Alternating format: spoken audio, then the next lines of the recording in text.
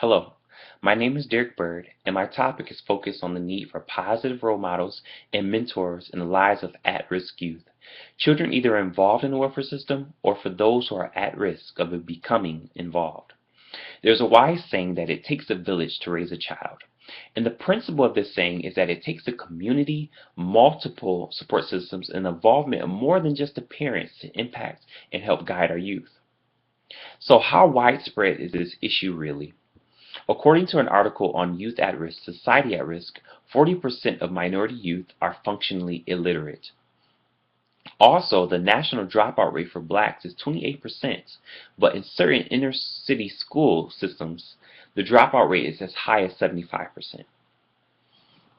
A research-supported example was given by an article on addressing the needs of at-risk and adjudicated youth, that teaching reason skills to juveniles is more effective than boot camps in reducing crime rates. From these statistics and examples, we see the strong need to help our youth, especially those who are of minority status.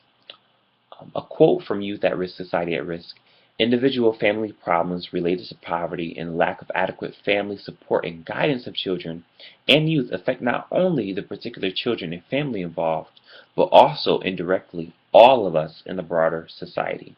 And so one thing that we have to understand as social workers, as individuals, as parents and future parents, is that our youth must be a priority. Mentorship is crucial to making sure the youth of this present time and the next generation has the tools, the support, and the guidance they need to not only be productive citizens in society, but also so they can give to the next generations that come after them. So what is the gap between what should be and the realities of the current welfare system?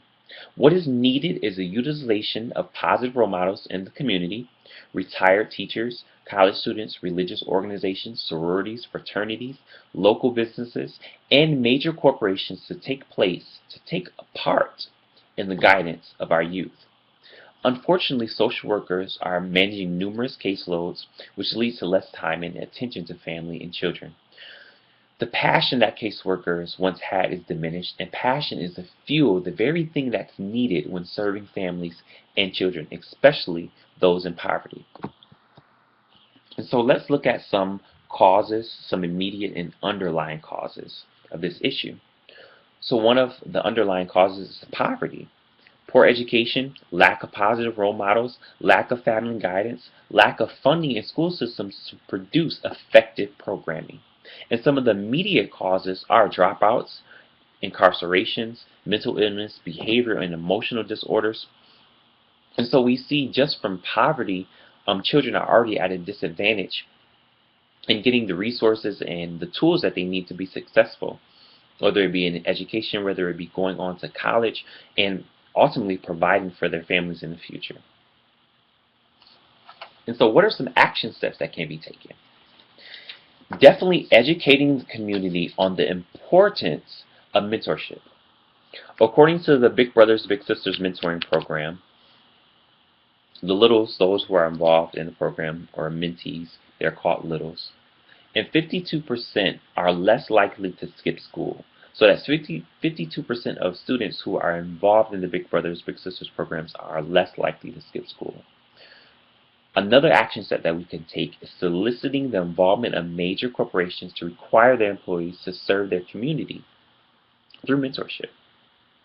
Soliciting the support of the middle class, soliciting the involvement of college students who serve as positive role models to impact, encourage, and broaden the perspective of our youth. 4, making the funding of our schools, after-school programs, sports, and creative arts programs a priority. As social workers, we must advocate and push for legislation to make the funding for education and our youth a priority. The money that goes into our prison system should never exceed the funds that go into our children's education. According to Youth at Risk, Society at Risk, all groups must be involved collectively in greater prevention efforts to help empower all of our families and children. So we see with the Big Brother Big Sister program, 50% of students in the program are less likely to skip class compared to those not involved. Imagine if there were more mentoring programs and a greater push to take the hand of our youth and walk with them. Society will produce more individuals who are able to give back to their society, who are more able to make a significant impact on their communities, and overall strengthen the dynamics of society. It truly does take a village to raise a child, but the question is, where is the village?